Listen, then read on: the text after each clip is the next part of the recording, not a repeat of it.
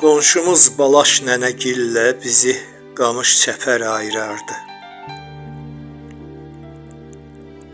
Çəpərin dibində qollu budaqlı ərik ağacı vardı. Yay olanda bolluca bar gətirərdi. Külək meyvələrini çırpardı. Dibi həmişə əriklə dolu olardı. Safsarı, badamı, şipşirin əriklərdi. Baxanda adamın ağzı sulanardı. Nəfsimiz çəkərdi. Qonşunun uşaqları ilə yığışıb günortanın qızmarında oğurluğa gedərdik Balaş nənəgilə. O vaxtlar ayrı aləmdi. O vaxtlar ayrı aləmdi. Qonşular heç vaxt qapını bağlamazdılar. Bizi görəcək ala it özünü yeyib tökərdi. Yazığı it əlimizdən zəncir gəmirərdi. Vədidi deyə açıq saxlamazdılar. Səsi qulağımdadır hələ. Bir gözümüz itdə, ürəyimiz çırpına-çırpına ciblərimizi, əlimizi, ətəyimizi əriklə doldurardıq.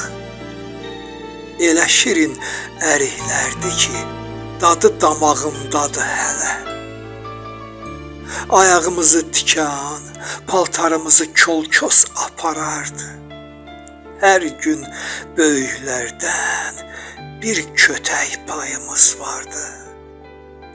Günlər keçərdi, yay bitərdi, ağac da dincələrdi, biz də. Sonra payız, sonra da qış gələrdi və həsrətlə gələn yayı gözləyərdik yenə. Ta ki ağlımız kəsənədək. Bir gün öyrəndik ki, oğurluq günahmış, sən demə.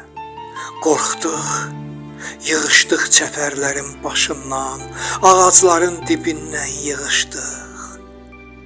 Sonra aləm qarışdı. Söktülər qamış çəpərləri, taxta qapıları söktülər. Hündür, bərli bəzəkli daş hasarlar tikdilər. Sonra Balaş nənə köç etdi bu dünyadan. Sonra ərik ağacı da qurudu, sonra əlimizdən zəncir gəmirən ala it də öldü. Sonra baxıb gördük ki, bomboşdur kənd kəsək, ağaclar da azalıb, adamlar da. Sonra qəbristanlıq yolunu ağartdı, ağacdan ərik oğurlayan uşaqlar. Sonra o uşaqlar da qocaldı. Hamısının saçı, saqqalı ağardı. Sonra ağaclar da daha qol budağı atmadı. Qonşuya ərik oğurluğuna getmək də heç kimin yadına düşmədi daha. Heç əriklərin də dadı olmadı əvvəlki tək. Sonra daha böyük oğurluqlar başladı. Sevgilər oğurlandı, ürəklər oğurlandı. Talilər, qismətlər, arzular, diləklər oğurlandı. Beləcə oğru-oğru yaşamağı öyrəndik.